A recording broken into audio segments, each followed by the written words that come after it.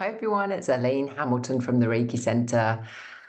I am talking about self-doubt today based on a question, a comment, should I say, on my video, Myth Busting, Why Satguru Says Don't Do Reiki. It's not to do with Satguru, but Victoria put, as a very new Reiki practitioner, I'm finding the self-doubt very puzzling. When I listen to your videos or do self-Reiki, everything makes sense and it feels very real. But when I talk to other people or participate in group Reiki shares or treatments, it all feels like mumbo jumbo and it doesn't feel real. It makes me question if it's actually happening or am I just convincing myself? So, you know what? This is such a common question for newbies and old bees, honestly. Like some people, they do Reiki for a long time and they're like, okay, am I really noticing a difference? Is there anything really happening? Is this all just in my imagination?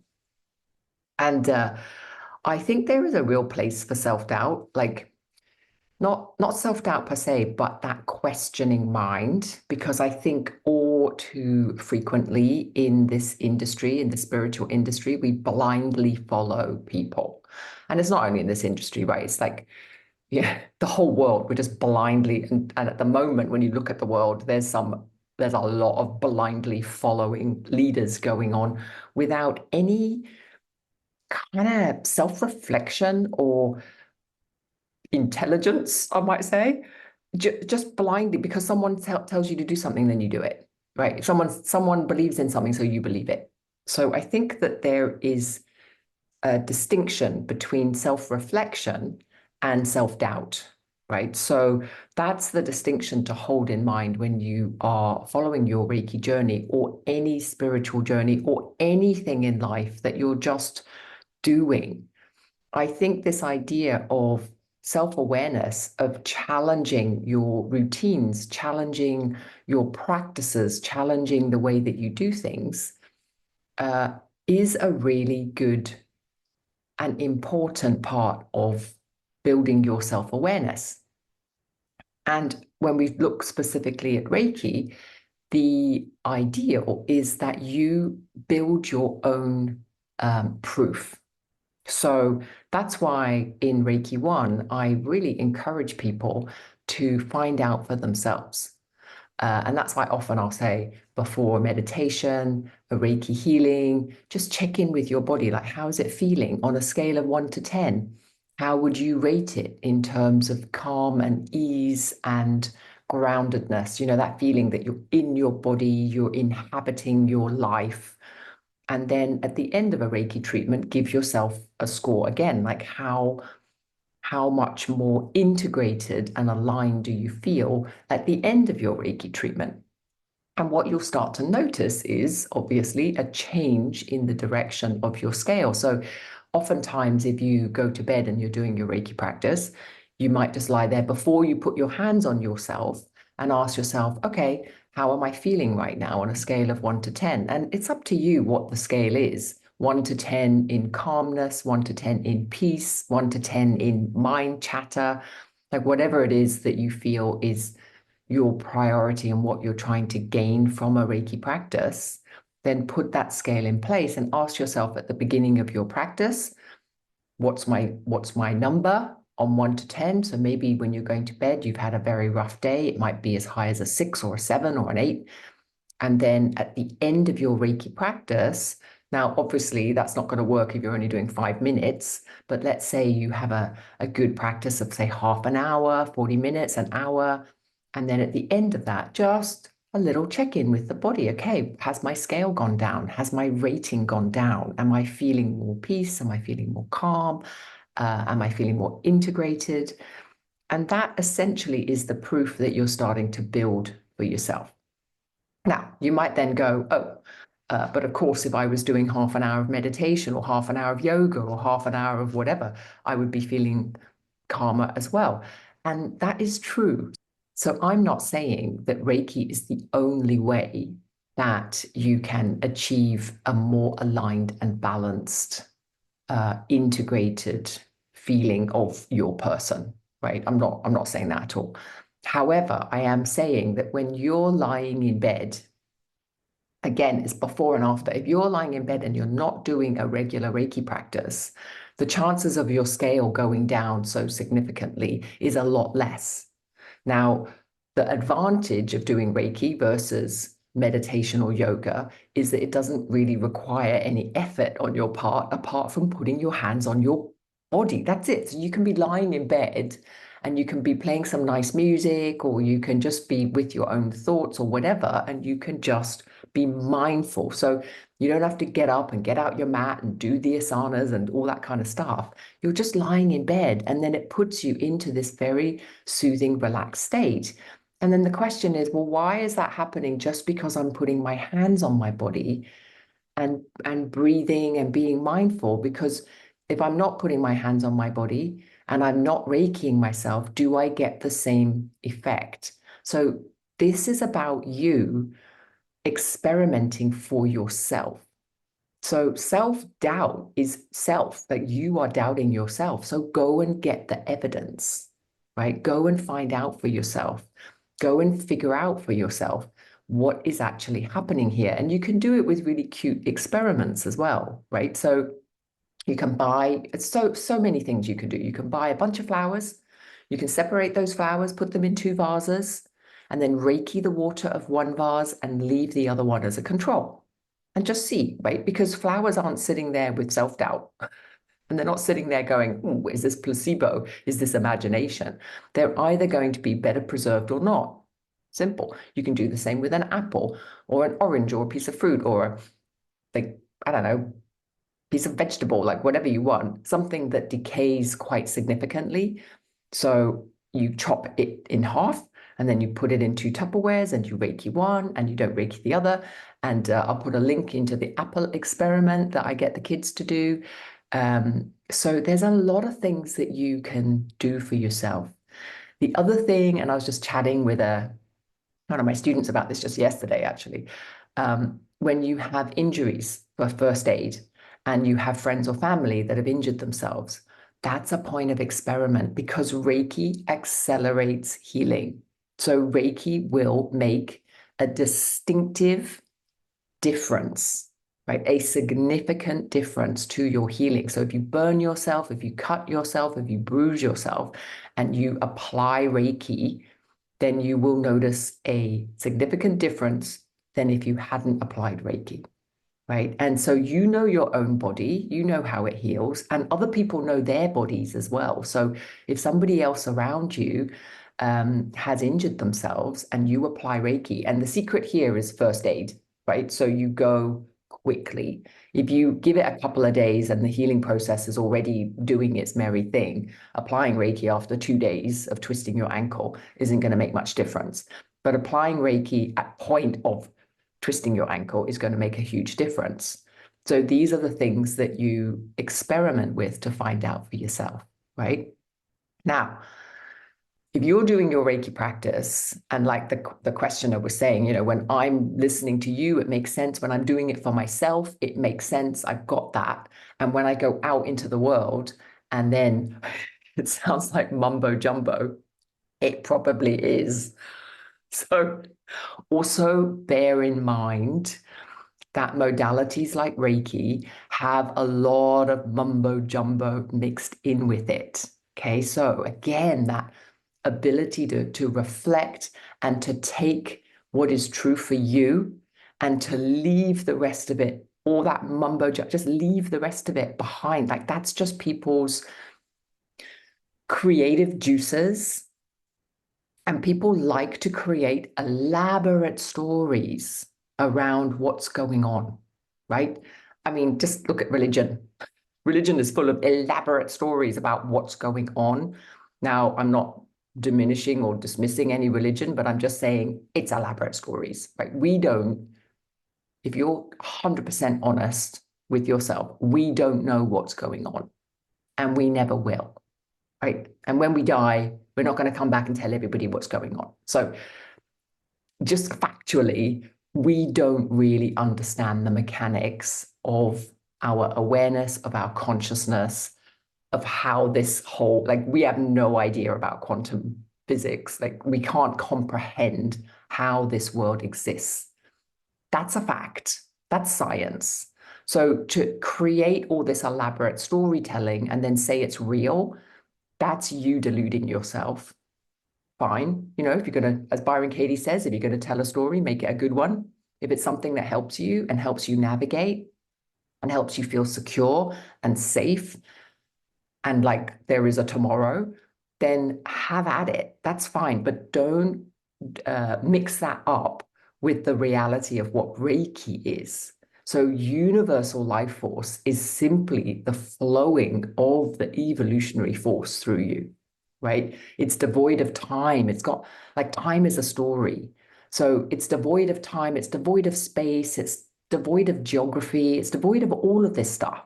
So when you go to a Reiki share and someone's like, oh, Reiki works like this, meh, meh, meh, and this happens at meh, meh, meh, and you have to keep your hands like this, meh, meh, meh. Whatever they're saying, that's their story. They're telling themselves to make them feel that they know what they're doing and that this works for them in this way. That's not diminishing at all what they believe, but it's just what they believe. It's just their opinion. And that's their story that makes them feel safe and secure and like they know what they're doing, right? And essentially, that's all we're doing. We're all telling ourselves stories to make ourselves feel safe. That's it, right? Because ultimately, we're a collection of random atoms that shouldn't really be together anyway. And underneath it all, there's just nothing hurtling around a planet in the middle of nowhere. I mean, like, we're screwed. We shouldn't be here.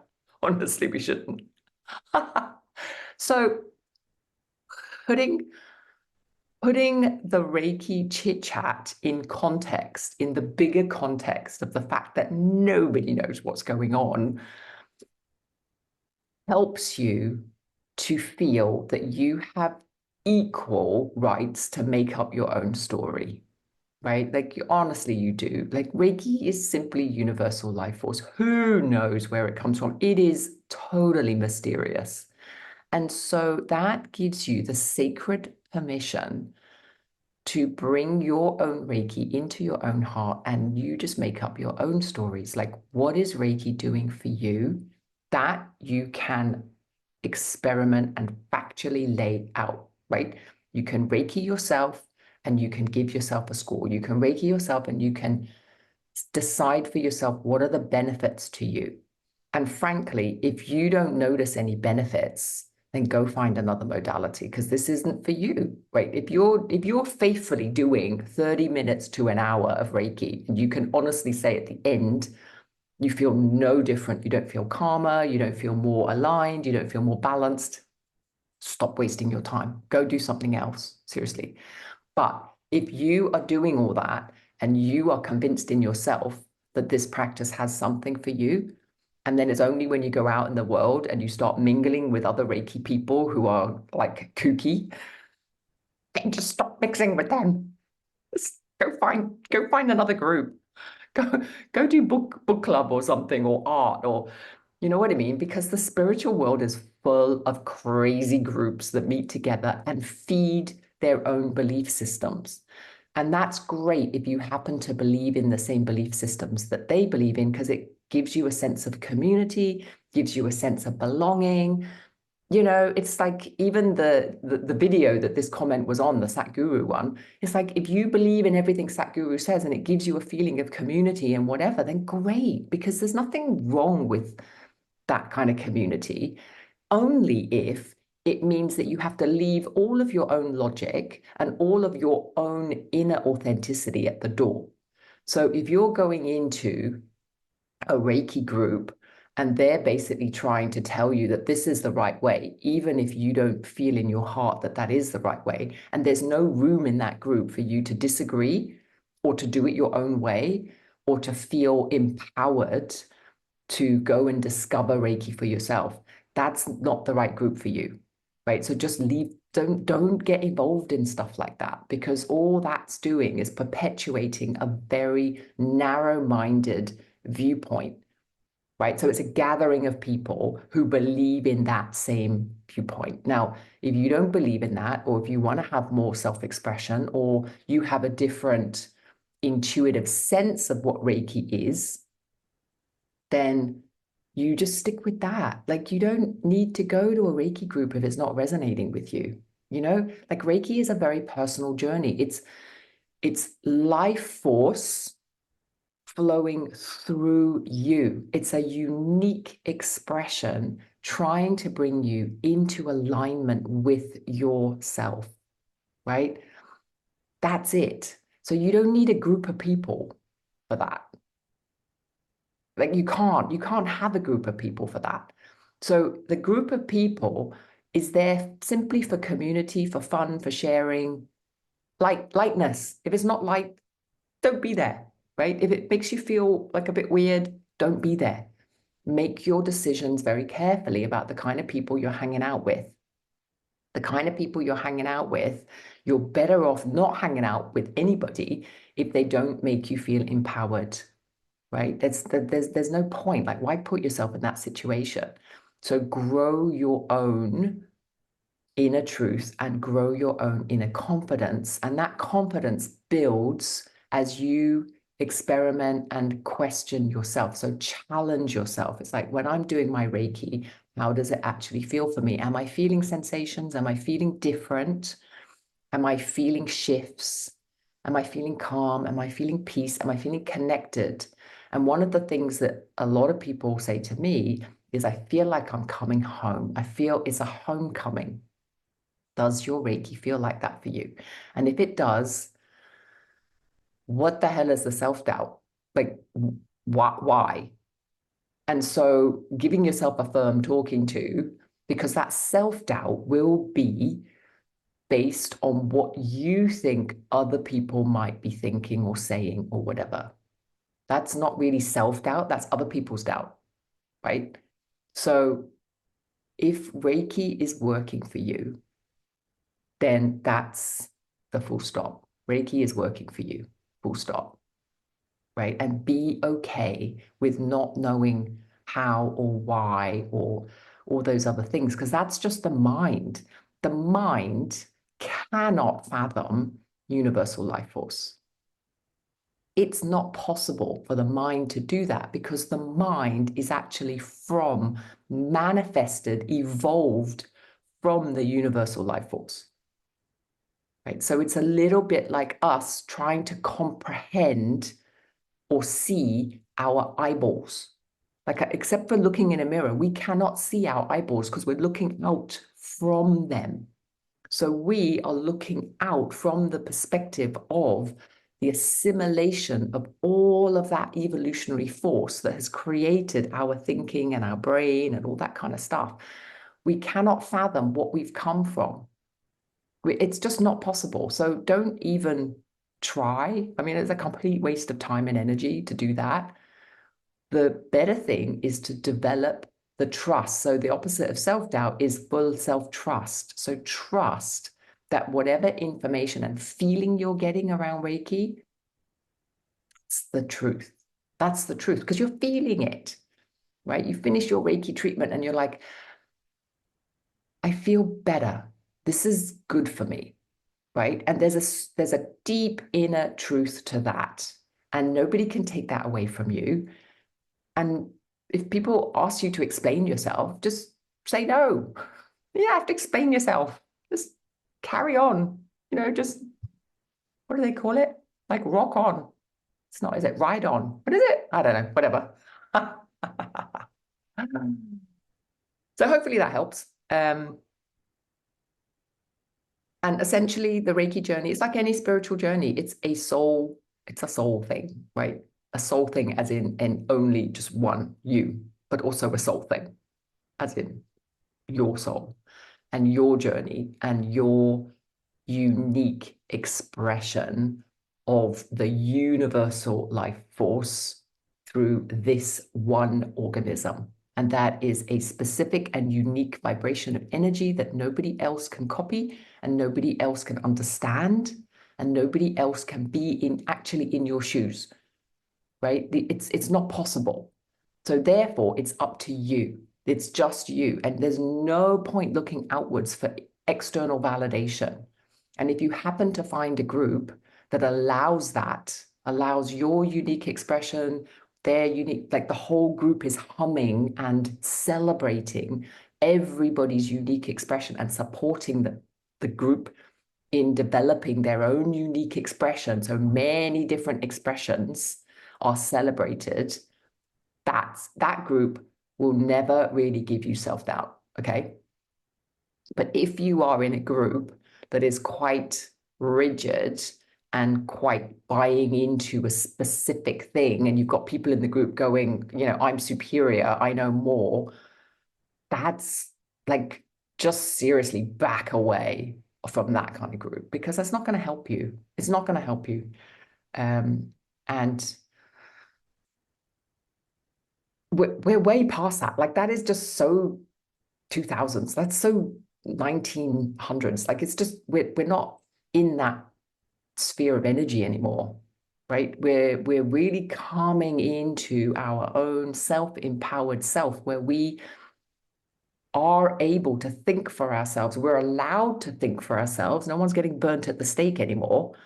And we are essentially able to come into our own empowered, unique expression and and live our life from that perspective. It's kind of cool. Like, we're very lucky to be in these times, honestly, very lucky. So take full advantage of it. And especially with the internet, you're always going to find channels like this. For example, if my videos make sense, then keep watching these videos, because there's lots of people like me doing this work, right? So there's lots of people encouraging self-expression and self-confidence and self-alignment and unique expression, self-empowerment, properly self-empowerment. And so just find that community on YouTube. Like, there's loads of us doing this. So stick with that kind of thing, the thing that makes you feel, I'm allowed to be my own person. I'm allowed to find out what works for me. I'm allowed to be on this planet in that expression. And I am right for that. Like, this is my life, and I'm allowed, and I have full permission and worth to be here just like that. And that's enough. Because it is, like, right? Logically, just think about it logically. It just is. It just is. So enough for me, rant. Hope that helped. And just keep going. Find your tribe. And if there's no tribe around you, find it online. All right, my dears, take care.